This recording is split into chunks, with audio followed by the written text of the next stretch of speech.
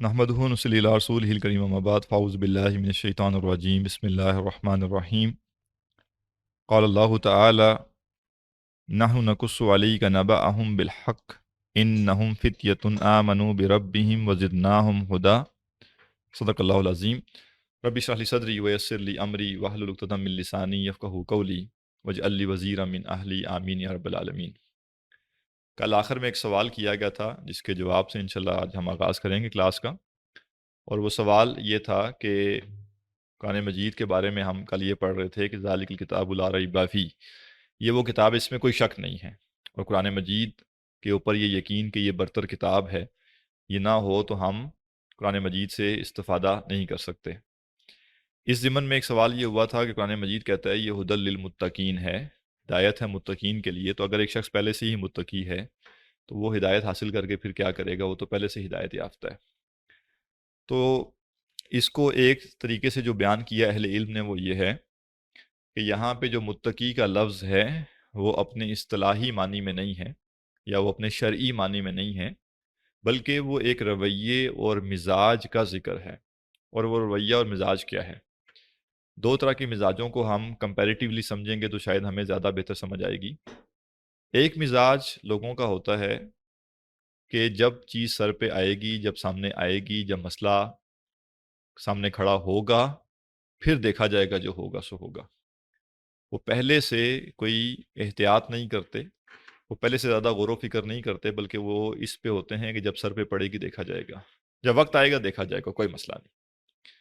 ایک رویہ یہ ہے، اور ایک رویہ یہ ہے کہ انسان کہتا ہے کہ میں یہ کام آج اس لیے نہیں کرنا چاہتا کہ جب میں یہ کروں گا تو 20 سال بعد اس کے یہ نتائج نکل سکتے ہیں۔ مثلا ایک شخص یہ کہتا ہے کہ میں آج اگر یہ کام کروں گا تو کل کو جب میرے بچے ہوں گے تو میں کیسے ان کی تربیت کروں گا جبکہ میں خود یہ کرتا رہا ہوں۔ یعنی ابھی اس کی شادی بھی شاید نہیں ہوئی، لیکن وہ کیا سوچ رہا ہے کہ یہ جو آج میں کام کر رہا ہوں اگر یہ میں نے کیا تو کل کو میں کس منہ سے اپنے بچوں کی تربیت کروں گا کہ بیٹا یہ کام نہیں کرنے۔ تو میں وہی کام کروں، وہی اعمال کروں، وہی کام ہوں جو کل کو مجھے شرمندگی نہ ہو کسی کو بتاتے ہوئے، یا کل کو جب میں اپنے بچوں کی تربیت کروں تو مجھے ان کو یہ نہ کہنا پڑے کہ میں بھی ایک وقت یہ غلط کام کرتا رہا تھا پہلے اور پھر میں نے چھوڑا یہ کام۔ تو بہت احتیاط والا رویہ اور بہت محفوظ ہو کے چلنا، محتاط ہو کے چلنا، یہ رویہ لوگوں کے اندر ہوتا ہے۔ سادے لفظوں میں یہ کہا جا سکتا ہے کہ وہ شخص جو مستقبل جو اپنے آج کے اعمال کے مستقبل کے نتائج پر غور کرتا ہے، یعنی میں آج کچھ کرنے کے لیے یہ نہیں دیکھتا کہ آج کروں گا تو آج کا نتیجہ نکلے گا، بلکہ میں یہ دیکھتا ہوں کہ آج جو کچھ میں کروں گا اس کا مستقبل میں کیا نتیجہ نکلے گا، اور وہ نتیجہ جو مستقبل میں نکلنا ہے میرے آج کے کام کا، اگر وہ نتیجہ اچھا نہیں ہے تو میں آج وہ کام نہ کروں۔ میں آج وہ کام نہ کروں کہ مجھے 50 سال کی عمر میں جا کے پچھتانا پڑے کہ میں نے 28 سال یا 24 سال یا 20 سال یا 32 سال کی عمر میں وہ کام کاش نہ کیا ہوتا، جبکہ آج شاید مجھے اس کے فائدے ہی ہوں گے۔ مثلا ایک شخص پیسہ کمانے کی طرف جاتا ہے اور وہ یہ دیکھتا ہے کہ یہ جو پیسہ کمانے کا طریقہ مجھے ملا ہے اس طریقے سے میں ہو جاؤں گا امیر، لیکن اس کے ذریعے کچھ لوگوں کا نقصان ہو جائے گا، لیکن ان لوگوں کو بھی نقصان کا اندازہ آج نہیں ہوگا، بعد میں ہوگا، اور لیکن مجھے تو پیسے مل جائیں گے۔ لیکن اگر میں نے لوگوں کا نقصان کر کے یہ فائدہ حاصل کیا تو میں بھی اسی معاشرے میں رہتا ہوں، اور اس معاشرے میں اس غلط کام کو پروموٹ کرنے والوں میں سے ایک ہوں گا۔ کل کو مجھے دیکھا دیکھی اور لوگ آئیں گے، وہ بھی اپنا فائدہ حاصل کرنے کے لیے، پیسہ اکٹھا کرنے کے لیے غلط کام کریں گے، لوگوں کا نقصان کریں گے، اور کرتے کرتے کرتے کرتے اگلے 20 سالوں میں اس معاشرے میں بہت سے وہ لوگ پیدا ہو جائیں گے جو اس غلط کام کے ذریعے پیسہ اکٹھا کریں گے، اور اس غلط کام کا نقصان جن لوگوں کو ہوگا مستقبل میں یا تو میں بھی ان لوگوں میں سے ہوں گا، یا اور کچھ تھی تو میرے بچے ان لوگوں میں سے ہوں گے۔ میں آج اگر دودھ میں ملاوٹ شروع کرتا ہوں اور یہ سوچتا ہوں کہ اس سے تو پیسے بڑھ جائیں گے، میں روزانہ کا 50 لیٹر دودھ بیچتا ہوں، تو اگر میں 10 لیٹر دودھ اور 10 لیٹر پانی اس میں ڈال دوں تو 60 لیٹر ہوگا۔ اور ہوتا کیا ہے کہ جو بندہ 50 لیٹر دودھ بیچ رہا ہے نا، وہ یہ دیکھتا ہے کہ میری تو جو کاسٹ ہے نا، وہ 35 لیٹر دودھ تو میری کاسٹ ہے۔ میں نے اگر 50 لیٹر دودھ بیچا ہے آج کا، تو 35 لیٹر تو میرا خرچہ ہو گیا جانوروں کے اوپر اور باقی سب پہ۔ بچت مجھے کتنی ہوئی؟ 15 لیٹر جو دودھ میں نے بیچا اس کی۔ اب اگر میں پانی ملاتا ہوں بیچ میں 10 لیٹر، تو میری بچت جو 15 لیٹر کی تھی وہ 25 پہ چلی گئی۔ یعنی میں نے تقریباً اپنا جو پروفٹ ہے وہ 66% بڑھا لیا۔ میں اگر 1 لاکھ روپے بچا رہا تھا مہینے کے، تو اب میں 1,66,000 روپے بچا سکتا ہوں۔ تو فائدہ تو بہت زیادہ ہے۔ وہ ڈبل شاہ والا معاملہ ہے نا، جلدی ڈبل ہو جائے گا۔ لیکن وہ اگر یہ قرآن مجید کی اصطلاح کے مطابق متقی شخص ہوگا تو کیا سوچے گا کہ میں آج پانی ملاؤں گا، کل اور لوگ پانی ملائیں گے، اس چیز کو دیکھا دیکھی، اور ایک وقت آئے گا کہ اس معاشرے میں خالص دودھ دستیاب نہیں ہوگا، اور مجھے نہیں معلوم کہ اس وقت میرے پاس اسباب ہوں یا نہ ہوں، تو کل کو ہو سکتا ہے کہ خود میرے بچوں کو یا میرے پوتوں کو جو ہے نا وہ خالص دودھ نہ ملے، کیونکہ دودھ کو نہ خالص کرنے کا بیڑا میں نے اٹھایا تھا اور میں نے اس کا آغاز کیا تھا۔ لہٰذا وہ جو 20 30 40 سال بعد مسئلہ پیش آئے گا، اس مسئلے کی میں بنیاد نہیں بننا چاہتا، لہٰذا میں آج وہ کام نہیں کروں گا جس کے برے نتائج 20 30 40 سال بعد نکلیں۔ تو ہر وہ شخص جو اپنے اعمال کے کنسیکوینسز کے بارے میں آگاہ ہے، پریشان ہے، ڈرتا ہے، اور وہ ان تمام اعمال کو اس لیے چھوڑ دیتا ہے کہ مستقبل میں اس کے نتائج برے نکلیں گے، یہ کیا ہے؟ یہ متقی شخص ہے، مزاجن متقی ہے۔ تو قرآن مجید کیا کہہ رہا ہے؟ قرآن مجید اس شخص کے لیے ہدایت ہے، اس شخص کے لیے ہدایت نہیں ہے جو کہتا ہے کہ کل کی کل دیکھی جائے گی، آج تو فائدہ اٹھاؤ نا، آج تو الو سیدھا کرو، کل کا کل دیکھیں گے۔ یہ شخص قرآن مجید سے ہدایت حاصل نہیں کر سکتا۔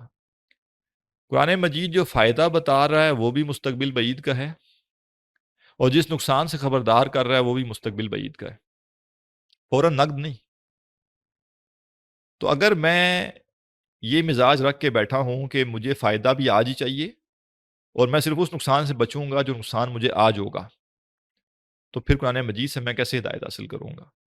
قرآن مجید ہمیں جہنم سے ڈرا رہا ہے، تو جہنم یہاں ہمارے سامنے موجود تو نہیں ہے، یا ہم نے کسی کو یہ دیکھا تو نہیں ہے کہ کل ایک شخص جہنم میں گر گیا ہو، پرسوں کوئی شخص جہنم میں گر گیا ہو۔ ہم تو دیکھ رہے ہیں کہ دنیا لوگوں کی گزر رہی ہے، دنیا گزار رہے ہیں مزے سے۔ اسی طرح قرآن مجید جو جس جنت کا ہمیں بتا رہا ہے کہ یہ کامیابی ہوگی تو جنت ملے گی، وہ جنت بھی ہم نے نہیں دیکھی۔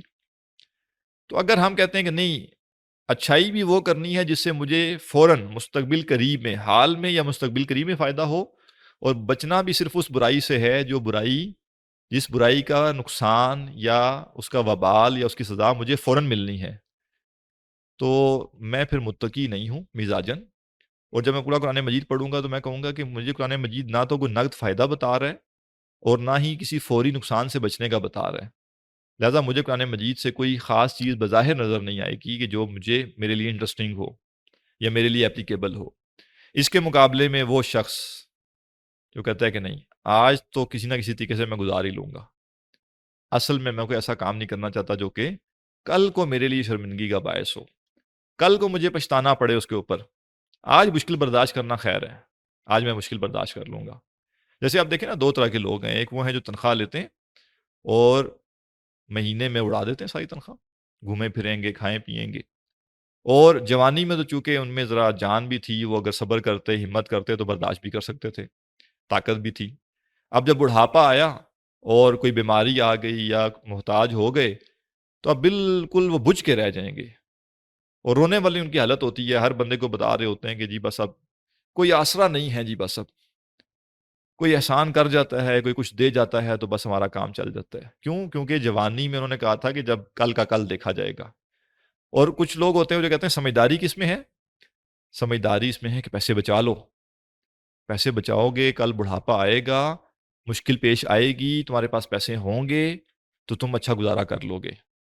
تو کیوں ایک شخص 25 سال کی عمر میں تمام تر ریسورسز کے ہوتے ہوئے کچھ مزے نہیں کرتا، اور وہ 4 پیسے جوڑ کے رکھ لیتا ہے، اور وہ یہ چاہتا ہے کہ جس وقت مجھ پہ مشکل وقت آئے اس وقت میں ان کو استعمال کروں گا، جو زندگی کا کمزور وقت ہوگا اس وقت استعمال کروں گا، کیونکہ یہ شخص مستقبل کے مسائل کو اہمیت دیتا ہے، ترجیح دیتا ہے، تھوڑا سا اگر وہ مستقبل کو آگے لے جائے۔ اور وہ کہے کہ دنیا میں چاہے بڑھاپا ہی کیوں نہ آ جائے، رازق تو اللہ ہی ہے، بڑھاپے میں بھی مجھے وہ دے گا تو صحیح، آزما سکتا ہے، وہ تنگی کے ذریعے بھی آزما سکتا ہے، کشادگی سے بھی آزما سکتا ہے، لیکن ذمہ داری اللہ نے میری دنیا کی لی ہے، آخرت کی نہیں۔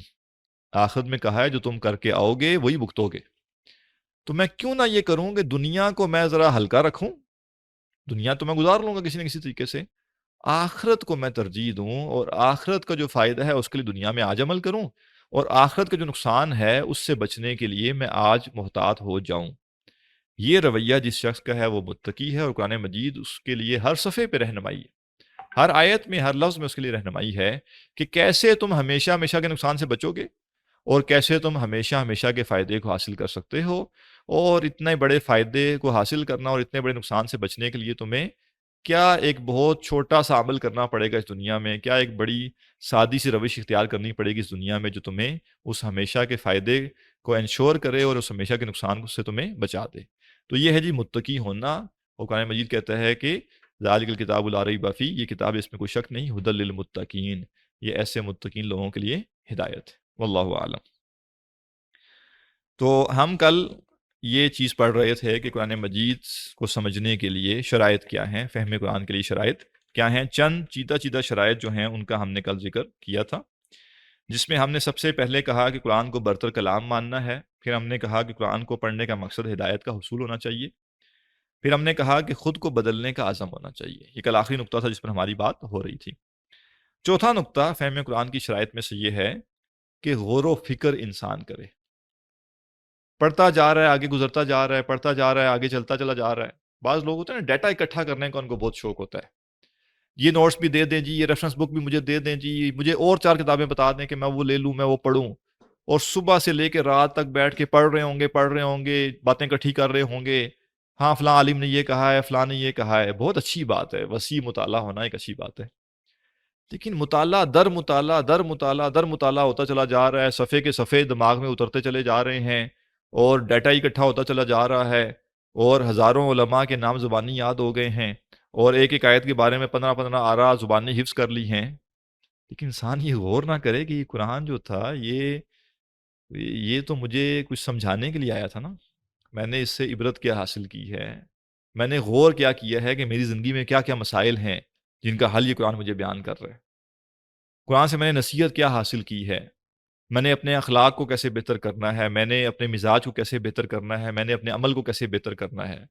تو لہذا قرآن مجید کا وسیع مطالعہ، تفسیر کا مطالعہ، اور بہت سے اہل علم کو پڑھنا، سننا، سمجھنا یہ اچھی بات ہے، لیکن تب جب یہ اعتدال میں ہو، ہر چیز اعتدال میں ہی اچھی لگتی ہے، جب بھی کوئی چیز غلو کی شکل اختیار کرتی ہے تو وہ اپنا حسن، اپنی خوبی کھو بیٹھتی ہے۔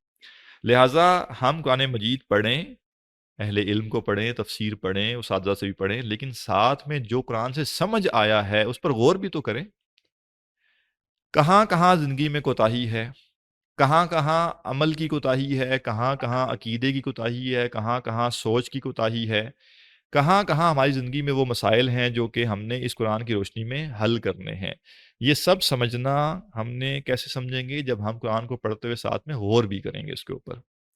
ابھی یہ ہمارا کورس ہے انشاءاللہ، مختصر سا کورس ہے 6 ہفتے کا، 6 ہفتے میں سے آج پہلے ہفتے کا آخری دن ہے، تو ساتھ ساتھ ہم سوچیں کہ اس کورس سے ہم نے قرآن مجید کو جتنا بھی سمجھا ہے، اس سمجھنے سے ہماری زندگی میں فرق کیا پڑا، اس سمجھنے سے ہمیں اپنی زندگی میں غلطیاں کہاں پتہ چلی، کمیاں کہاں پتہ چلی، کوتاہیاں کہاں پتہ چلی، ہمیں کون سی ہماری زندگی میں خیر تھی جو ہمیں قرآن پڑھ کر سمجھ آئی اور اس پہ ہم نے قائم رہنا ہے، ہماری زندگی میں کون سی برائی تھی جس کو ہمیں قرآن کے اس کو سمجھنے کے نتیجے میں اب اس کو اپنی زندگی سے نکالنا ہے۔ اس سب کے لیے غور و فکر ضروری ہے، اور میں ایک نقطہ عرض کروں گا غور و فکر کے حوالے سے کہ موجودہ دور میں جو میڈیا ہے، اس میڈیا نے جہاں انسانی زندگی پر بہت سے اثرات ڈالے ہیں، اس میں سے ایک اثر انسان کو غور و فکر سے بالکل عاری کر دینا، غور و فکر کی گنجائش انسان کی ختم کر دی گئی ہے۔ غور و فکر کی شرط کیا ہے؟ غور و فکر کی شرط یہ ہے، دیکھیں انسان ہے، وہ اس کے پاس کچھ فیکلٹیز ہیں ڈیٹا ان کرنے کے لیے، یہ نگاہیں ہیں، یہ کچھ دیکھتی ہیں، ڈیٹا کو ان کرتی ہیں، اس کو ان پٹ ہے، یعنی کچھ ہماری فیکلٹیز ہیں جو کہ ڈیٹا کو ان کرنے کے لیے ہیں دماغ میں. اس میں سے یہ ہماری نگاہ ہے، ہمارے کان ہیں، ہمارا ناک ہے، ہمارا منہ ہے، اور ہماری چھونے کی حس ہے. ہم کسی چیز کو ٹچ کرتے ہیں تو اس سے ایک احساس جو ہے وہ ہمارے ذہن تک پہنچتا ہے کہ اچھا یہ لکڑی کی چیز ہے، اچھا یہ گرم ہے، یہ ٹھنڈی ہے. ہم سونگھتے ہیں تو اس سونگھنے سے ہمارے ذہن کے میں تھوڑی دیر کے لیے ایک اس خوشبو یا اس بدبو کے بارے میں ایک تاثر پیدا ہوتا ہے جو کہ ہمارے ذہن کو آکوپائی کرتا ہے تھوڑی دیر کے لیے. ہم تھوڑی دیر اس احساس میں ہی رہتے ہیں کہ ہاں یہ اچھی چیز تھی یا یہ بری چیز تھی، یا اچھی چیز ہے تو ہمیں اور پسند آتی ہے. مثلا اگر ایک اچھا پرفیوم ہے ہم سونگھیں گے تو ہم تھوڑی دیر اس کے بارے میں سوچیں گے کہ اچھا یہ کون سا پرفیوم ہے، اور یہ اگر میں نے لینا ہے تو کہاں سے ملے گا، یعنی کچھ نہ کچھ میرے ذہن میں آئے گا. یہی معاملہ چکھنے کا ہے. اگر میں نے کوئی اچھا کھانا کھایا ہے تو اس کی جو لذت ہے تھوڑی دیر میرا ذہن اس کی لذت کے اوپر رہے گا، اور یا پھر میں اور سوچنا یہ شروع کر دوں گا کہ اچھا اگر یہ کھانا اتنا مزے کا ہے تو فلاں جگہ پہ اگر میں جاؤں گا تو وہ کتنے مزے کا ہوگا، یا اگر یہ مزے کا ہے تو میں اگلی دفعہ یہاں فیملی کو لے کے آ جاؤں گا. کچھ نہ کچھ میرے ذہن میں اس لذت کے نتیجے میں آ جائے گا. یہی معاملہ ہماری سماعت کا ہے. جب ہم سن رہے ہیں تو ہم ڈیٹا ان کر رہے ہیں اپنے ذہن میں، اور اس سے بڑا مسئلہ یہ نگاہ ہے. جب ہم دیکھ رہے ہیں تو ہم دیکھ رہے ہیں، اور غور و فکر ہماری الگ فیکلٹی ہے. اور غور و فکر کب ہوتا ہے؟ یعنی یوں سمجھ لیں کہ ہماری مشینری ایسی ہے کہ یا تو وہ ڈیٹا فیڈ کر سکتی ہے یا ڈیٹا پروسیس کر سکتی ہے. دو کام اکٹھے کرنا آسان نہیں ہے، اور اکٹھے ہوں گے تو دونوں کی کوالٹی ختم ہو جائے گی. یعنی بڑا مشکل ہے کہ ہم سوچ بھی رہے ہوں اور ہم دیکھ بھی رہے ہوں، یا ہم دیکھ نہیں رہے یا ہم سوچ نہیں رہے. اگر سوچ رہے ہیں تو بس نگاہ ایسی چلے جا رہی ہے، وہ ڈیٹا لے ہی نہیں رہی. جیسے بعض کا ہم کسی جگہ سے گزر جاتے ہیں، کوئی بندہ ہمیں کہتا ہے اچھا یار تم نے فلان چیز وہاں پہ دیکھی ہے؟ نہیں، میں تو کسی سوچ میں تھا. اس کا مطلب کیا ہے کہ میرا ذہن چونکہ آکوپائے تھا، لہٰذا میری نگاہ جو تھی وہ ڈیٹا ان کرنے کا کام کر نہیں رہی تھی اس وقت، بے شک آنکھیں کھلی ہوئی تھی. اور اگر میں دیکھ رہا ہوں غور سے تو میں سوچ نہیں رہا، بلکہ میں اس چیز میں محو ہوں کہ اچھا یہ چیز کیا ہے کیا نہیں ہے. تو غور و فکر کے لیے شرط کیا ہے؟ غور و فکر کے لیے شرط ہے کہ جو ہمارا ڈیٹا ان کرنے کے لیے فیکلٹیز ہیں، ان فیکلٹیز کو ریسٹ دیا جائے، ان کو آرام پہ لگایا جائے، پاز پہ لگایا جائے ان کو تھوڑی دیر کے لیے. اسی لیے جب ہمارے ساتھ یہ ہوتا ہے نا کہ ہم کسی کو کہتے ہیں اچھا وہ فلاں چیز، ایسے آنکھیں بند کر کے نا ایسے سوچ رہے ہوتے ہیں، تو آنکھیں کیوں بند کر لیتے ہیں اس وقت؟ کیونکہ ہمیں پتہ ہے کہ اگر ہم دیکھ بھی رہے ہیں ساتھ میں تو دیکھنا اور سوچنا دو چیزیں اکٹھی مشکل ہیں. تو جب بہت کہیں سوچوں کی گہرائی سے کوئی چیز نکالنی ہوتی ہے تو بعد کو انسان آنکھیں بند کر کے سوچ رہا ہوتا ہے اچھا یہ کیا چیز تھی یہ. اسی طرح غور و فکر کے لیے شرط کیا ہے کہ انسان دیکھنا اور سننا بطور خاص اس کو کیا کرے، روکے، اور روک کے یکسو ہو کے صرف اپنے ذہن کی صلاحیتیں استعمال کرے تو غور و فکر ہوگا.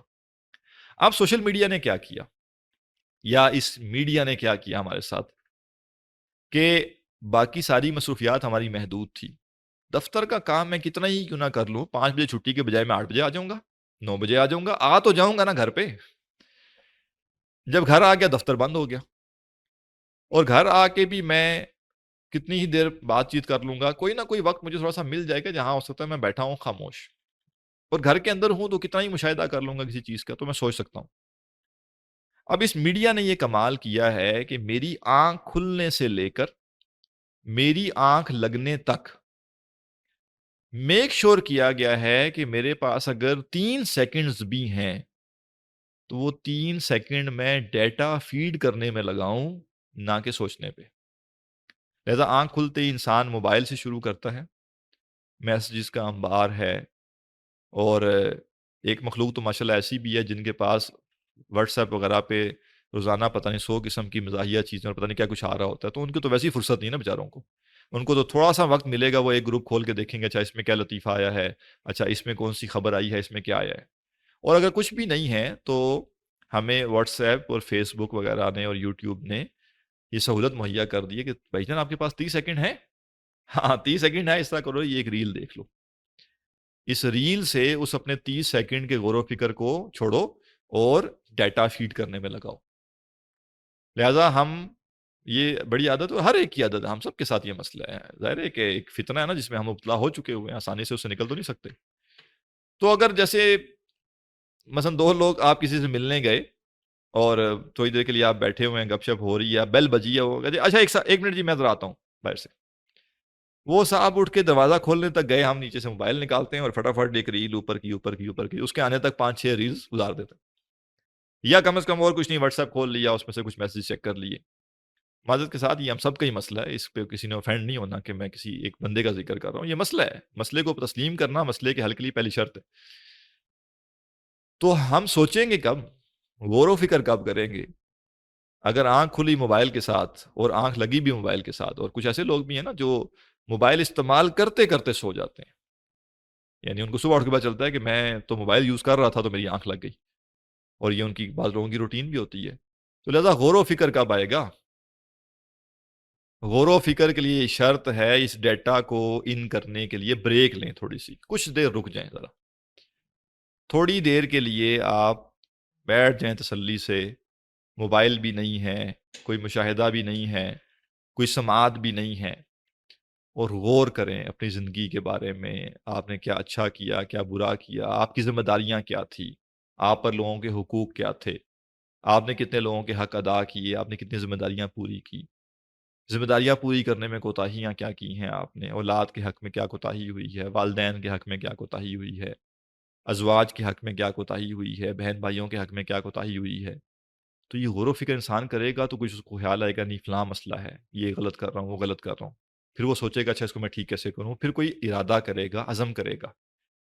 تو قرآن سمجھنے کے لیے بھی ہم نے کہا شرط کیا ہے؟ غور و فکر. تو اس غور و فکر میں جو رکاوٹ ہے اس رکاوٹ کو دور کیجئے.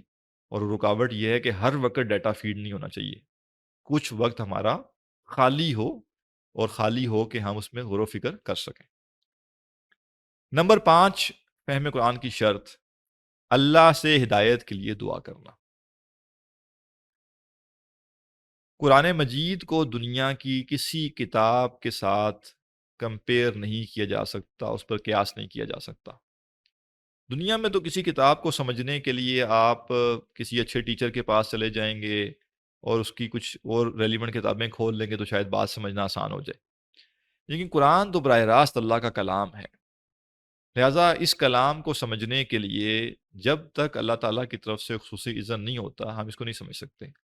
البتہ محنت باقی سب چیزیں اپنی جگہ پہ ہیں، لیکن سب کے ساتھ ہم اللہ سے کہیں کہ اللہ ہمیں اپنی کتاب کا فہم عطا فرما، ہمیں اس کتاب کے ذریعے ہدایت عطا فرما. اور قرآن مجید نے شروع میں ہمیں یہ تلقین کر دی کہ اہدنا الصراط المستقیم. انسان محتاج ہے اس بات کا کہ وہ اللہ تعالیٰ سے صراط مستقیم کی ہدایت مانگے. تو جب میں قرآن پڑھوں تو میں اللہ سے یہ دعا کروں کہ اللہ اس کتاب سے مجھے ہدایت عطا فرما. اچھے اچھے نکات سمجھ لینا، اچھی اچھی باتیں یاد کر لینا اپنی جگہ اہم ہے، لیکن فروٹفل کب ہے؟ جب مجھے اس کتاب سے ہدایت ملی ہے. فہم قرآن کی چھٹی شرط، یہ چیز جاننا کہ قرآن کا موضوع کیا ہے. ہم جب کوئی کتاب پڑھنا چاہتے ہیں تو اگر ہمیں یہ پتہ ہی نہیں ہے کہ اس کتاب کا موضوع کیا ہے تو ہم کیسے سمجھیں گے کہ کتاب کا لکھنے والا اس کتاب میں کس مسئلے کو سمجھا رہا ہے، کس بندے کو ایڈریس کر رہا ہے، اس کتاب کی آڈینس کون سی ہے، اور اس کتاب میں جو کور ایشو ہے جس کو ریزالو کیا جانا ہے، سالو کیا جانا ہے، وہ کیا ہے. لہٰذا قرآن مجید کا جو موضوع ہے وہ ہمیں جاننا پہلے ضروری ہے تاکہ ہمیں پتہ چلے ہاں قرآن اس چیز کے گرد گھوم رہا ہے، یہ جو فلاں مسئلہ ہے نا، یہ جو فلاں چیز ہے قرآن اس کے گرد ہے. لہٰذا قرآن کا موضوع کیا ہے؟ قرآن کا موضوع ہے انسان.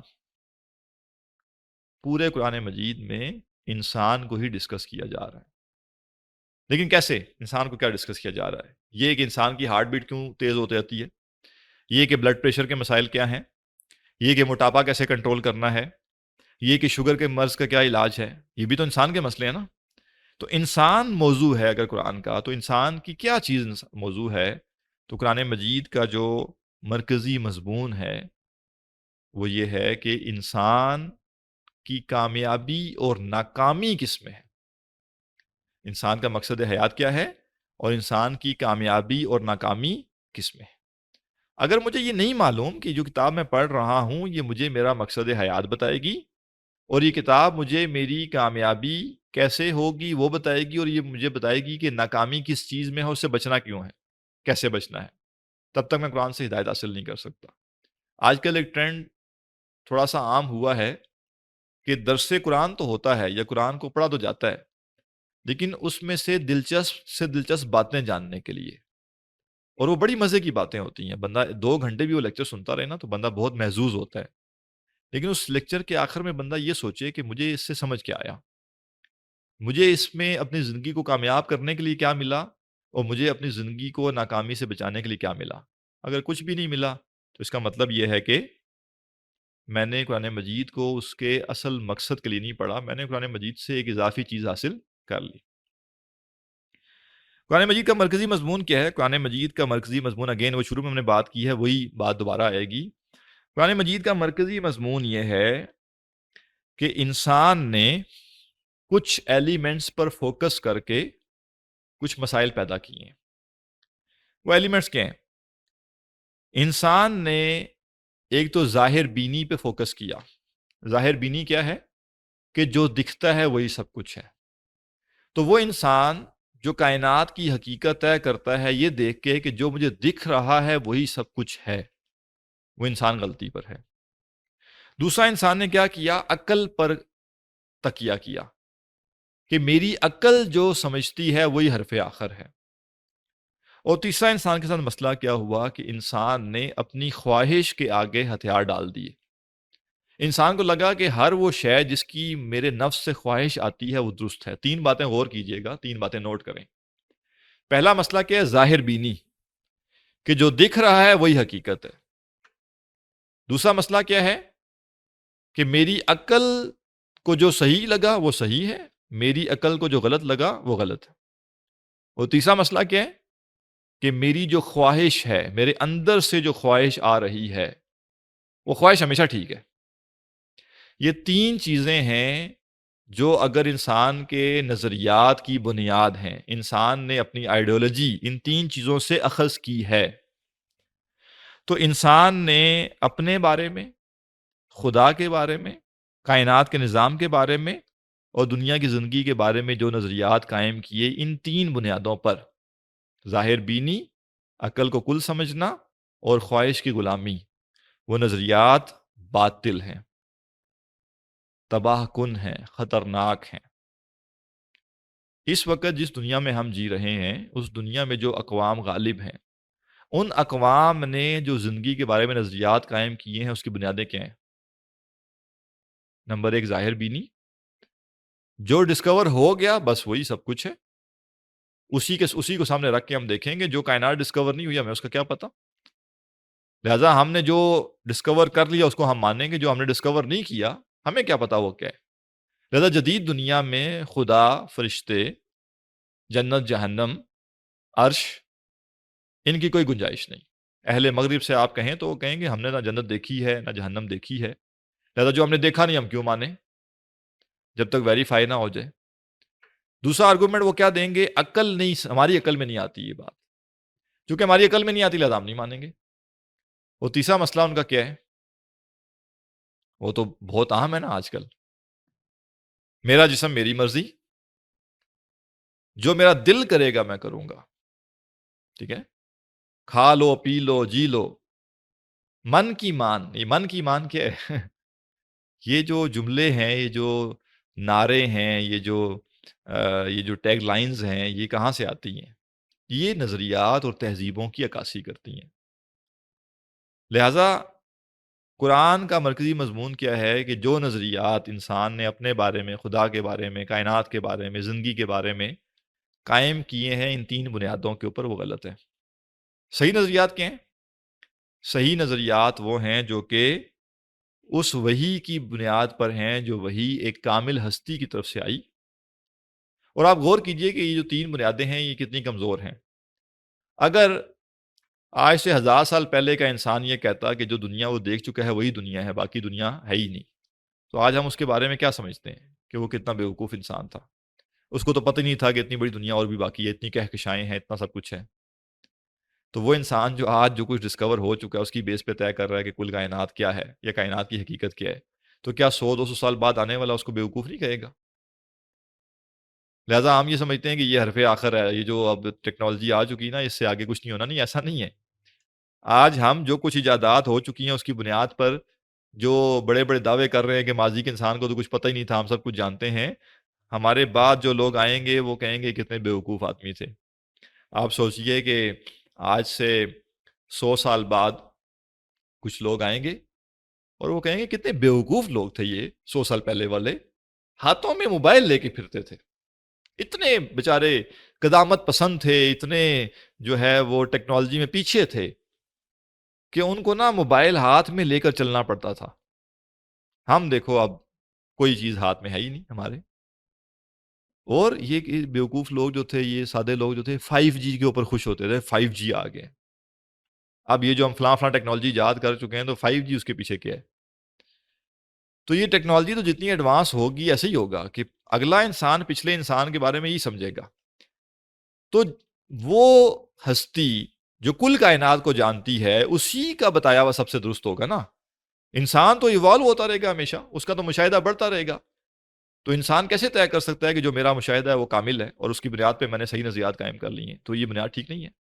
عقل کی بات لیجئے، ہمیشہ ہر فلسفی پچھلے فلسفی کی غلطیاں نکال رہا ہے.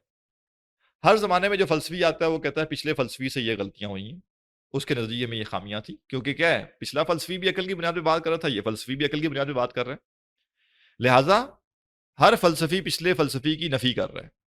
اور یہاں تک کہ دو استاد شاگرد اکٹھے نہیں ہیں ایک معاملے میں. تو جب عقل اس حد تک فیصلہ کن نہیں ہے کہ ایک فلسفی کے 4 شاگرد اس کی باتیں پوری طرح مان لیں کہ ہاں تمہاری عقل نے جو سمجھا وہ ٹھیک ہے، تو کل انسانیت کو کہاں سے ہم کہہ سکتے ہیں کہ وہ کسی کی عقل کے اوپر کھڑے ہو کے تکیہ کر لے اور کہے کہ ٹھیک ہے جی فلاں انسان نے اپنی عقل سے جو طے کیا وہ ٹھیک ہے. اور بڑے بڑے فلسفیوں کے نظریات اگر عقل سے غلط ثابت ہوتے جا رہے ہیں تو میں اپنی عقل کی بنیاد پہ کیسے طے کر لوں کہ میں ٹھیک ہوں؟ اور خواہش کی غلامی کے پیچھے جانا یہ تو ویسی کوئی بنیاد نہیں ہے. میرا نفس کون سی ایسی چیز ہے کہ وہ جو چاہے گا وہ درست ہوگا؟ سادے لفظوں میں کہہ لیجئے کہ آج دنیا میں بہت بڑی ایک اویئرنیس کیمپین کس چیز کے بارے میں ہے؟ یہ آپ جو سافٹ ڈرنکس استعمال کرتے ہیں یہ نہ کریں. کیوں نہ کریں؟ کیونکہ یہ آپ کے لیے نقصان دہ ہیں. اور نفس کیا کہتا ہے؟ نہیں بھائی مجھے نقصان سے غرض نہیں ہے، مجھے تو چاہیے. فاسٹ فوڈ کے بارے میں کیمپینز چلتی ہیں اویئرنیس کی، یہ فاسٹ فوڈ کیا ہے؟ نقصان دہ. اور ہم کیا کہتے ہیں؟ نفس کیا کہتا ہے؟ ارے نہیں میں نے تو پیزا ہی کھانا ہے، میں نے تو برگر کھانا ہے. یہاں تک کہ عجیب حیرانگی ہوتی ہے کہ سگریٹ کی ڈبی کے اوپر تصاویر بھی دے دی جاتی ہیں کہ سگریٹ پیئیں گے اگر تو یہ آپ کے ساتھ ہوگا، اور باقاعدہ بتایا جاتا ہے کہ تمباکو نوشی صحت کے لیے مضر ہے. لیکن ہم کیا کرتے ہیں؟ وہ ایک سگریٹ ایک بندہ اتارتا ہے منہ سے اور دوسرا لگا لیتا ہے، اور ڈبی کے اوپر لگا ہوا ہے کہ جناب کینسر ہوتا ہے، یہ ہوتا ہے، وہ ہوتا رہے. تو یعنی نفس تو وہ چیز ہی نہیں ہے جو ہمیں بتائے کیا صحیح ہے کیا غلط ہے. اور اگر کسی نے نفس کی ماننی ہے تو کم از کم یہ تو نہ کہے کہ میرا نفس جو کہہ رہا ہے وہ ٹھیک ہے. کہ ٹھیک ہے میں ایک کمتر آدمی ہوں اور میں اپنے نفس کے آگے ہتھیار ڈال چکا ہوا ہوں اور مجھ میں کوئی عظمت نہیں ہے، میرا کوئی ظرف نہیں ہے کہ میں صحیح اور اچھی بات کو اپناؤں بجائے اس کے کہ جو نفس کہہ رہا ہے اس کو اپناؤں. تو لیکن یہ تو نہ کہے نا انسان کہ نہیں نہیں نہیں نفس جو کہتا ہے وہ ٹھیک ہے، یہ غلط ہے. لہٰذا قرآن کا جو مرکزی مضمون ہے وہ یہ ہے کہ اصل حقیقت نہ آنکھوں سے دیکھی جا سکتی ہے، نہ انسان اپنی عقل سے طے کر سکتا ہے، اور نہ ہی وہ اپنی خواہش کی غلامی کر کے اصل حقیقت تک پہنچ سکتا ہے. بلکہ انسان کو صحیح رستہ وہ ہستی بتائے گی جس کے علم میں کوئی کمی نہیں، جس کے مشاہدے میں کوئی کمی نہیں، جس کی ایکسیس میں کوئی کمی نہیں، جس کی پہنچ میں کوئی کمی نہیں، اور وہ کامل ہستی ہے اور وہ اس کائنات کی خالق اور مالک ہے. اور وہی بتائے گی کہ انسان کیا ہے، کائنات کیا ہے، انسان کو کیوں پیدا کیا گیا، اس کا مقصد حیات کیا ہے، اس کی کامیابی کس چیز میں ہے، اس کی ناکامی کس چیز میں. تو یہ سب چیزیں انسان کو ہدایت ملے گی وحی کے ذریعے. اگر ہم قرآن کو اس جگہ پر رکھ کر دیکھ رہے ہیں، ہتھیار ڈال دیے ہم نے، بالکل عاجز آ گئے، اے اللہ نہ یہ آنکھ طے کر سکتی ہے، نہ یہ عقل طے کر سکتی ہے، اور نہ میں اپنی خواہش کو الاؤ کروں گا کہ وہ بتائے کیا صحیح ہے کیا غلط ہے. میں تھک گیا ہوں، میرے پاس کوئی رستہ نہیں ہے، اے اللہ تو ہی بتا، تو نے مجھے کیوں پیدا کیا، میرا مقصد حیات کیا ہے، میری حقیقت کیا ہے، تیری حقیقت کیا ہے، اس کائنات کی حقیقت کیا ہے جس میں میں ہوں، اور مجھے کرنا کیا ہے، میرا فائدہ کس میں ہے، میرا نقصان کس میں ہے، تو ہی مجھے بتا۔ اور یہ کوئی بڑی مشکل بات نہیں ہے سمجھنے والی۔ ایک بچہ جو ہوتا ہے، ہم کہتے ہیں نا نہیں، بچہ اپنی خیر و شر نہیں جانتا، بچے کے اوپر تھوڑی چھوڑیں گے ہم، بچے کو کیا پتا۔ اور ایون ہم جو تھوڑے سے بڑے ہو جاتے ہیں تو ہم کیا کرتے ہیں، ہم کہتے ہیں نہیں بھائی، بڑے جو کہتے ہیں وہ ٹھیک ہوتا ہے، بڑوں کی ماننی چاہیے، نہیں بھی پسند آتی تو بڑوں کی ماننی چاہیے۔ بیمار ہوتے ہیں تو کیا کرتے ہیں، نہیں مجھے نہیں پتا ڈاکٹر صاحب آپ جو بتائیں گے میں وہ کروں گا، ڈاکٹر صاحب آپ پرہیز کیا کرنا ہے، ڈاکٹر کو بیچارے کو کہنے کی بھی ضرورت نہیں پیش آتی، خود ہی پوچھ رہے ہوتے ہیں نہیں کیا کیا کیا نہیں کھا سکتے، یہ نہیں بھی کھا سکتے، اور اس کا بھی پرہیز کرنا ہے، کیوں اس کے آگے سرنڈر کر رہے ہیں بھائی، میں انسان، میں بڑا پڑھا لکھا، بڑا فن خواہ ہوں، میں خبردار ڈاکٹر صاحب آپ نے مجھے بتایا کہ کیا پرہیز کرنا ہے، میں خود ہی طے کروں گا کیا پرہیز کرنا ہے۔ ڈاکٹر صاحب یہ نیلی والی گولی آدھی کھانی پوری کھانی، دودھ کے ساتھ کھانی، کیوں لگے ہوئے ہیں اتنا بھائی ڈاکٹر کے ساتھ، کہ میں بڑا سمجھدار آدمی ہوں، نہیں انسان سمجھتا ہے یہ چیز، جہاں اس کو سمجھ آئے نا کہ نہیں نقصان وارے میں نہیں ہے، وہاں انسان کہتے ہیں نہیں نہیں دیکھیں آپ جانتے ہیں میں نہیں جانتا، آپ جیسے کہیں گے میں ویسے کروں گا۔ مریض ڈاکٹر کو کہتے نہیں ڈاکٹر صاحب ڈاکٹر آپ ہیں، آپ بتائیں گے میں کیا کروں گا، میں پابندی کروں گا اس کی۔ اور زندگی کے اور کسی معاملے میں بھی، گاڑی لینی ہے، مجھے نہیں پتا گاڑی کیسے لینی ہے، تو میں ایک ایکسپرٹ کو پکڑوں گا جو میرا جاننے والا ہے، اور میں کہوں گا آپ جس گاڑی پہ ہاتھ رکھیں گے میں وہ لے لوں گا۔ کائنات کے بارے میں اتنا نان سیریس ہوں کہ میں کہوں نہیں نہیں میری عقل حرف آخر بن گئی، میری نگاہ حرف آخر بن گئی، یا میں اپنی خواہش کے پیچھے چلوں گا اور میں کہوں گا یہ صحیح نہیں، ایسا نہیں۔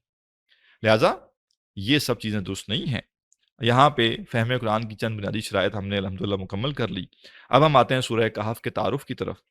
سورہ کہف 9ویں آیت کے الفاظ اذ اول فتیۃ الکہف سے ماخوذ، یعنی یہ لفظ جو ہے سورت میں موجود ہے، اور کہف کا لفظ جو 9ویں آیت میں آیا ہے اسی سے اس کا نام رکھا گیا سورۃ الکہف، جس کے لفظی معنی غار کے ہیں۔ کہف کہتے ہیں عربی میں غار کو، کیو۔ اب پہلا نقطہ یہ کہ قرآن مجید کی صورتیں جو ہیں ان کے نام کن بنیادوں پر ہوتے ہیں۔ تو قرآن مجید کی صورتوں کے جو نام ہیں اصل میں وہ علامتی نام ہوتے ہیں۔ علامتی نام کا مطلب یہ ہوتا ہے کہ ہر صورت کو ڈفرینشیٹ کرنا ہے دوسری صورت سے، یا کسی صورت کا ہم نے ذکر کرنا ہے کہ یہ فلاں صورت میں پڑھ رہا ہوں، یا بالفرض آپ مجھ سے پوچھتے ہیں کہ جی کس صورت کا درس ہونا ہے، جیسے ہم نے آپ کو بتایا کہ یہ جو تفسیر ہے یہ کس صورت کی ہے، تو ہم نے نام کے ذریعے بتایا، اور یہ فطری انداز ہے کہ ہر چیز کا نام رکھا جائے۔ ٹھیک ہے، اب ایک نیا انداز بھی ہے، نمبرنگ ہو جاتی ہے، لیکن یہ کوئی اتنا اچھا ٹرینڈ نہیں ہے کہ آپ کہیں جی 18 نمبر صورت اور 25 نمبر صورت اور 30 نمبر صورت۔ اس سے بہت بہتر چیز یہ ہے کہ ہر چیز کا نام رکھیں۔ کہ یہ مناسب ہوگا کہ ایک شخص کو اللہ تعالیٰ 6 بچے عطا کرے تو وہ کہے کہ میرا تیسرے بچے نے یہ کہا ہے، میرے چوتھے بچے نے یہ کہا ہے، یا ایک بندہ جا کے تعارف کرائے کہ میں اپنے والد کا چوتھا بچہ ہوں، تو ظاہر ہے یہ تو عجیب سی بات ہوگی نا۔ تو پسندیدہ یا فطری چیز کیا ہے کہ 6 بچوں کا نام رکھا جائے گا، نمبرنگ نہیں لگائی جائے گی ان کے ساتھ۔ ہاں ٹھیک ہے، کوئی ترتیب جاننا چاہتا ہے کہ اچھا یہ صورت کس نمبر پہ ہے، تو وہ ترتیب کے لیے پوچھنا چاہتا ہے، ٹھیک ہے ہاں بھائی یہ 18 نمبر پہ جا کے یہ صورت ہے، یہ 25 نمبر پہ صورت ہے، تاکہ اگلے بندے کو اندازہ ہو جائے کہ یہ کہاں پہ ہے، ادروائز نام رکھا جاتا ہے۔ تو قرآن مجید کی جتنی بھی صورتیں ہیں اصلاً ان کا نام علامتی نام ہوتا ہے، اور علامتی نام کا مطلب ہے کہ ڈفرینشیٹ کرنے کے لیے ہے کہ ہر صورت جو ہے وہ دوسرے سے مختلف ہو جائے۔ صورتوں کے جو نام ہیں وہ ان کے مضامین کی بنیاد پر نہیں ہیں، اصلاً صورتوں کے نام ان کے مضامین کی بنیاد پر نہیں ہیں۔ اس کی وجہ ہے، اس کی وجہ یہ ہے کہ صورتوں کے جو مضامین ہیں وہ تو بہت زیادہ ہوتے ہیں۔ سورۃ البقرہ 40 رکوع پر مشتمل صورت ہے، بہت سے مضامین اس میں آئے ہیں، تو یہ پاسبل نہیں ہے کہ سورۃ البقرہ کا نام اس کے مضمون کی بنیاد پہ رکھا جائے، کیونکہ مضمون کی بنیاد پہ تب رکھا جا سکتا ہے جب ایک صورت میں مضمون آیا ہی ایک ہو۔ تو کیا کیا جاتا ہے، یا تو کوئی ایک یونیک سا ورڈ جو کہ علامت بن سکتا ہو وہ اس کی بنیاد پہ نام رکھ دیا گیا، جیسے سورۃ البقرہ ہے تو اس میں گائے کا ذکر ہے، اب گائے کا ذکر تو ایک ہی جگہ پہ 40 رکوعوں میں سے، تو ایسا نہیں ہے کہ یہ وہ صورت ہے جس میں گائے کے بارے میں سب کچھ بتایا گیا، بلکہ یہ وہ صورت ہے جس میں گائے کا ذکر ہے، اور کیوں وہاں کہا گیا وہ ایک یونیک کر دیا گیا اس کو۔ اسی طرح سورۃ آل عمران جو ہے تو پورے 20 رکوع جو ہے وہ آل عمران ایک خاندان کے بارے میں تو نہیں ہے، لیکن اس صورت میں بیچ میں ایک خاندان کا ذکر آیا ہے، لہٰذا اس کا نام آل عمران رکھ دیا گیا۔ سورۃ النساء کا مطلب یہ نہیں ہے کہ یہ سورۃ النساء عورتوں کے بارے میں، لیکن اس کے بیچ میں عورتوں کا ذکر موجود ہے، عورتوں کے بارے میں کچھ احکامات موجود ہیں، لہٰذا سورۃ النساء اس کا نام رکھ دیا گیا۔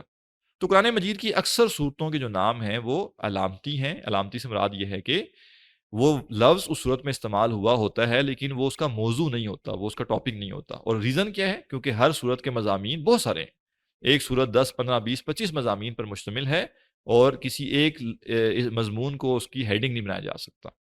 البتہ بعض صورتیں جو مختصر ہیں، یعنی اپنی حجم کے لحاظ سے وہ مختصر ہیں، 2 3 4 رکوعوں پر مشتمل ہیں صورتیں، ان صورتوں کے نام بعض اوقات ہم یہ تو نہیں کہتے کہ ان کے مضمون کے مطابق ہیں، لیکن ان کا جو غالب مضمون ہے وہ اس کے متعلق ہے. مثلا سورہ نوح جو ہے وہ 2 رکوع پر مشتمل صورت ہے اور اس صورت میں نوح علیہ السلام کا ذکر ہوا ہے تھوڑا، لہٰذا اس کا نام سورۃ النوح رکھ دیا گیا. اس طرح سورۃ القیامہ یہ بھی مختصر صورت ہے، 2 رکوع پر مشتمل، اور اس میں چونکہ قیامت کا ذکر بہت ایک خاص انداز سے ہوا ہے. اب قیامت کا ذکر تو ہر صورت میں موجود ہے لیکن اس کا نام وہاں پہ سورۃ القیامہ رکھ دیا گیا تاکہ ایک نمایاں ہو سکے صورت اس نام کے ساتھ، اور اس میں واقعتاً قیامہ کے بارے میں ذکر بھی کافی سارا ہے.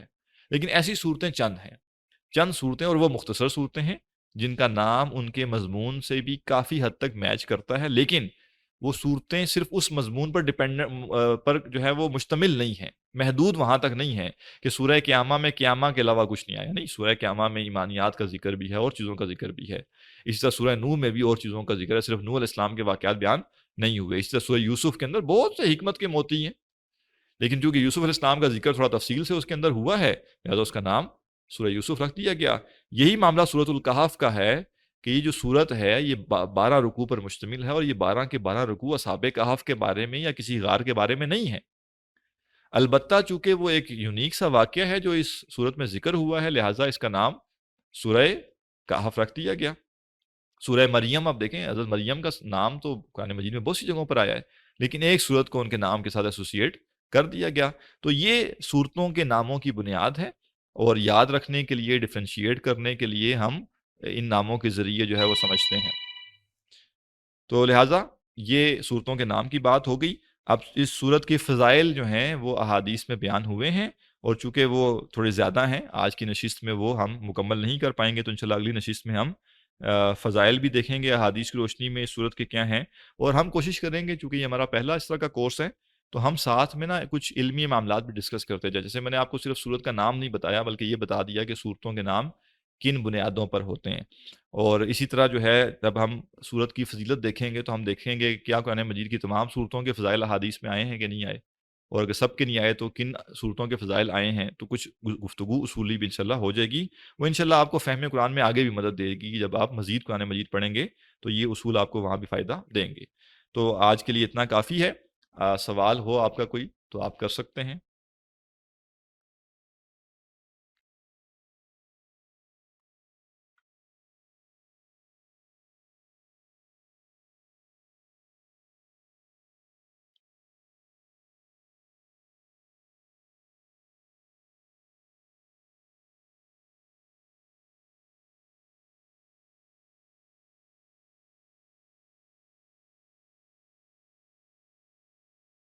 جی، کسی کا سوال ہے یا؟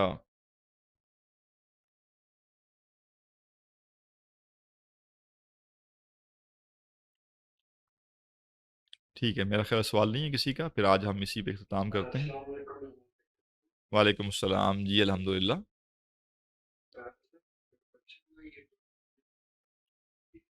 جی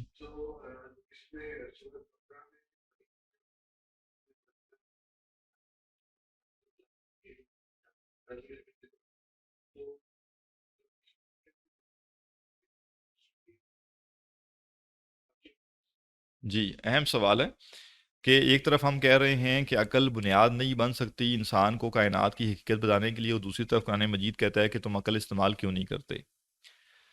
عقل کل کی کل نیگیٹو چیز نہیں ہے، منفی چیز نہیں ہے. اصل مسئلہ کب پیدا ہوتا ہے؟ جب کسی چیز میں غلو پیدا کیا جاتا ہے.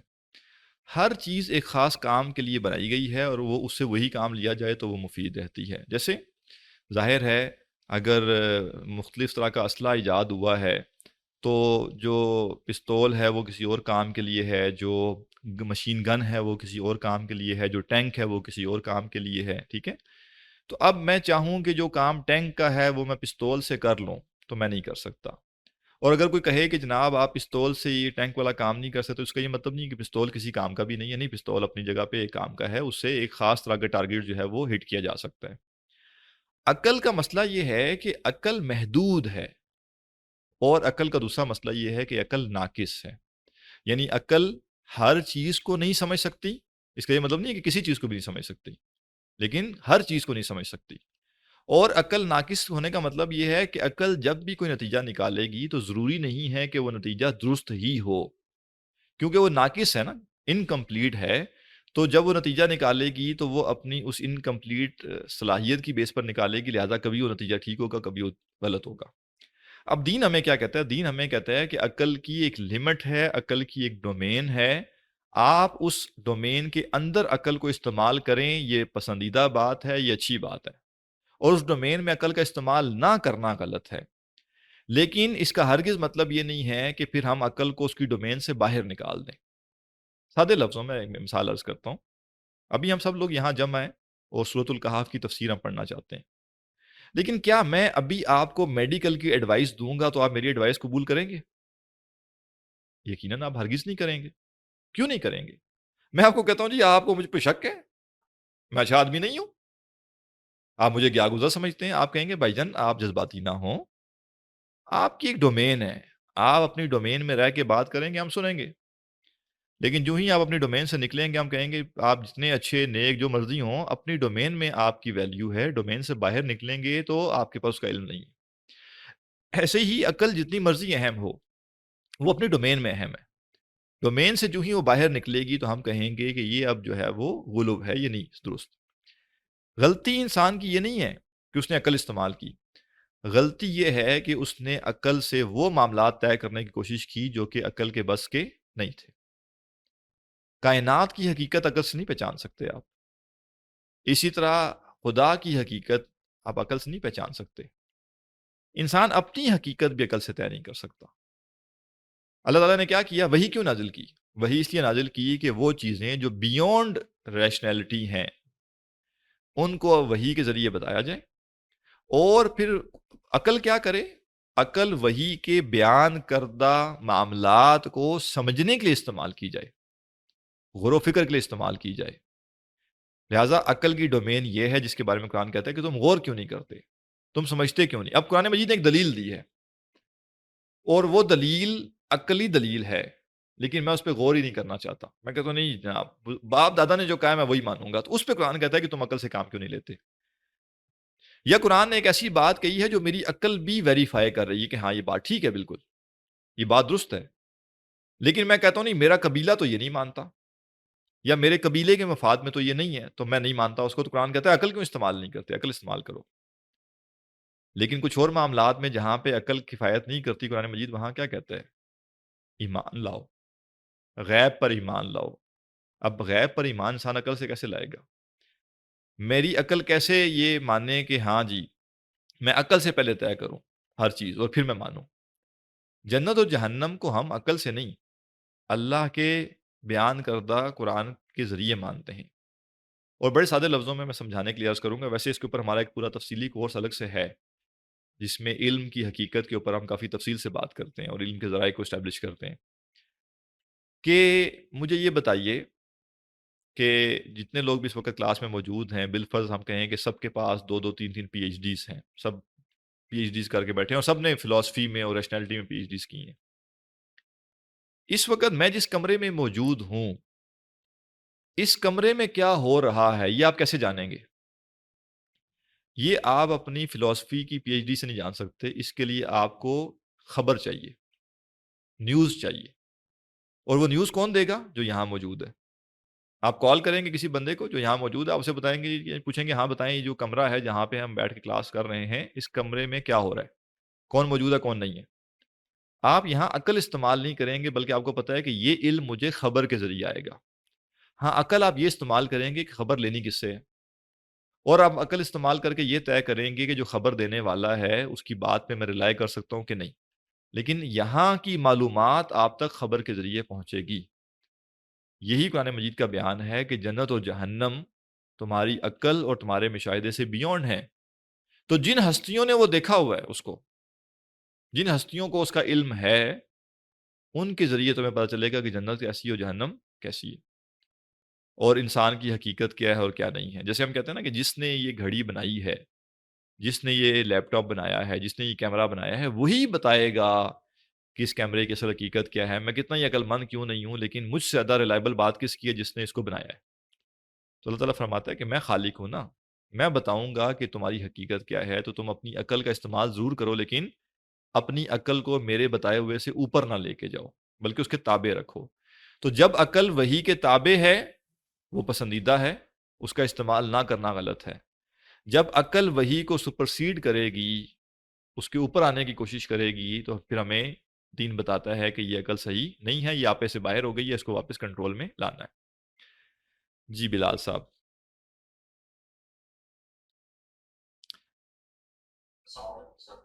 جی کچھ لکھے ہوئے سوال بھی آتے ہیں، آئے ہیں، یہ بھی لیتے ہیں انشاءاللہ۔ جی بلال صاحب۔ وعلیکم السلام۔ جی جی آ رہی ہے۔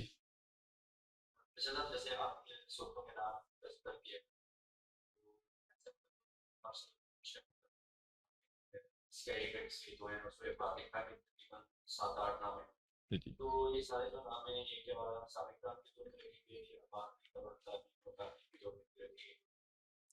جی، صورتوں کے اکثر نام جو ہیں، بلکہ زیادہ تر نام صورتوں کے جو ہیں وہ نبی اکرم صلی اللہ علیہ وسلم نے ہی رکھے ہیں، اور ہمیں احادیث سے بھی بعض صورتوں کے ناموں کا پتہ چلتا ہے کہ خود اللہ کے نبی صلی اللہ علیہ وسلم صورتوں کے نام کا ذکر کر کے بتا رہے ہیں کہ فلاں صورت کا یہ معاملہ ہے، فلاں صورت کا یہ معاملہ ہے۔ تو لہٰذا تقریباً سب ہی کہہ لیجئے نام جو ہیں وہ تقریباً سب کے سب نام جو ہیں وہ دور نبوی میں جو ہے وہ ڈیفائن ہو چکے ہوئے تھے۔ البتہ صورتوں کے جو نام ہیں وہ ایسی چیز نہیں ہے جو کہ ایک ہی ہو سکتا ہے اور ایک نہیں ہو سکتا، ٹھیک ہے؟ صورتوں کے نام ایک سے زیادہ ہو سکتے ہیں۔ کیوں ہو سکتے ہیں؟ کیونکہ جب ہم کسی چیز کی پہچان کے لیے اس کا نام رکھتے ہیں تو بعض اوقات ہم لگاؤ کی بنیاد پہ، اس سے محبت کی بنیاد پر اس کو الگ الگ ناموں سے پکارنا پسند کرتے ہیں۔ مثلا ہمارے جو بچے ہیں، ہم ان بچوں کا ایک نام رکھتے ہیں جو ان کا ایک آفیشیل نام ہوتا ہے، ہر جگہ پہ وہ نام ان کا لکھا جاتا ہے، آئی ڈی کارڈ پہ، ہر جگہ پہ۔ لیکن جب ہم ان کو بلاتے ہیں تو نک نیم بھی رکھا ہوا ہوتا ہے ہم نے، کبھی ہم اس کو چاند کہہ دیتے ہیں، کبھی کوئی لاڈو کہہ دیں گے، کوئی کچھ نہ کچھ کہہ دیں گے، میرا پیارا بچہ ہے، کچھ بھی۔ تو ہم بعض اوقات اپنے بچوں کو جب پکارتے ہیں تو بہت سارے نام رکھتے ہیں۔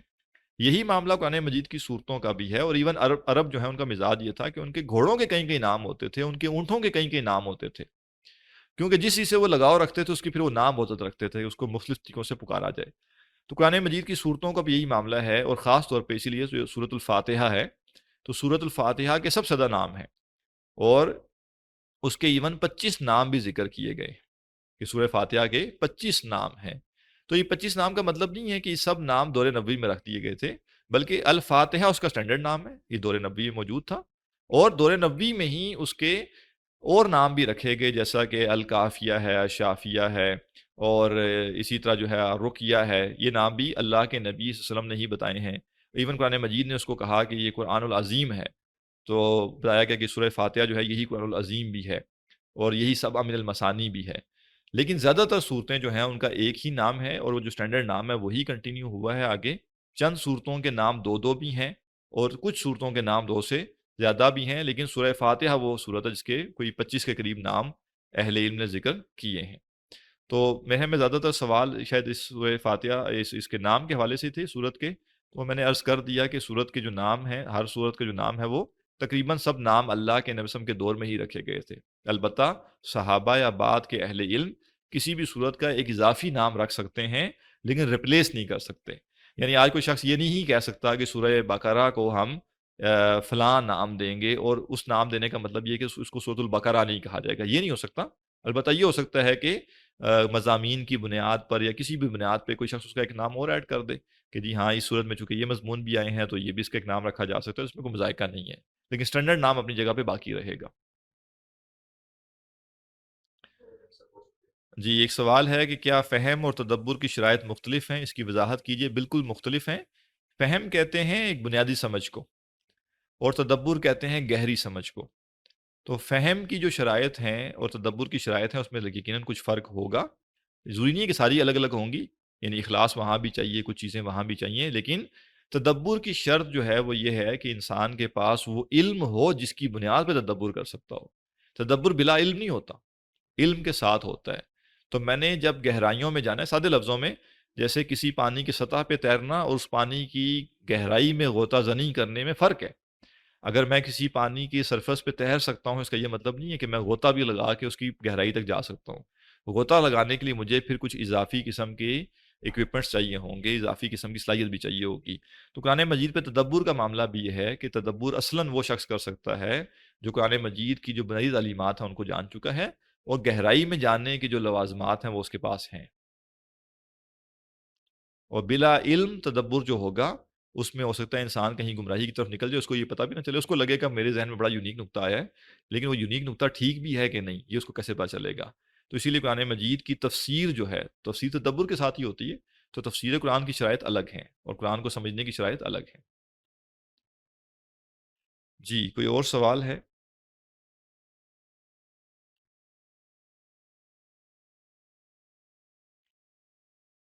السلام علیکم. وعلیکم السلام.